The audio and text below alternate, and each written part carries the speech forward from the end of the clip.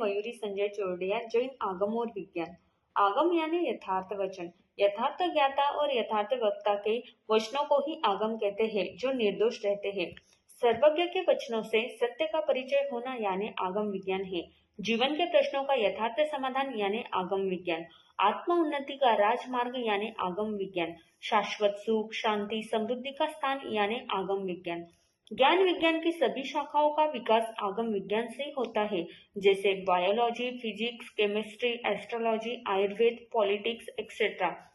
अनेकों शाखाओं का ज्ञान सर्वे के द्वारा उपदिष्ट आगम ग्रंथों में है, लेकिन आत्मा का एक्चुअल अपलाइटमेंट यानी आत्मीय सुख की प्राप्ति वैराग्य एवं अध्यात्म से ही होने के कारण आगमों में ज्यादातर पदार्थों का विवेचन वैराग्य और अध्यात्म की दृष्टि से किया गया है। भगवान महावीर ने आगम वाणी में फरमाया है, वह युक्ति संगत है, तर्कपूर्ण है, व्यावहारिक है।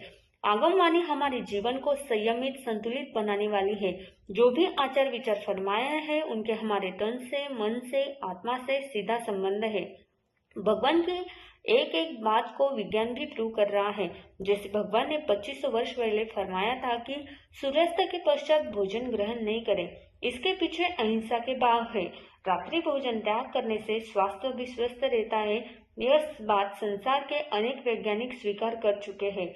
शाम के बाद हमारा डाइजेस्टिव सिस्टम 20% ही काम करता है और अनडाइजेस्टेड फूड के कारण गैस, एसिडिटी आदि बीमारी बढ़ती है। दिन में भोजन करने से इम्यूनिटी पावर बढ़ती है। जापान के मासारू इमोटो नाम के एक साइंटिस्ट ने रिसर्च किया था कि उस साइंटिस्ट ने प्रभु महावीर की बात दुनिया को अपने लैब में प्रूव करके बताई थी।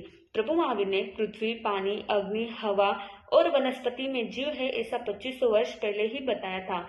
आज विज्ञान इसी पर रिसर्च करके उसी को प्रूव कर रहा है। अहिंसा की दृष्टि से जैन धर्म में रात्रि भोजन का परिवर्जन है, इसलिए जैन दर्शन एक वैज्ञानिक दर्शन माना जाता है।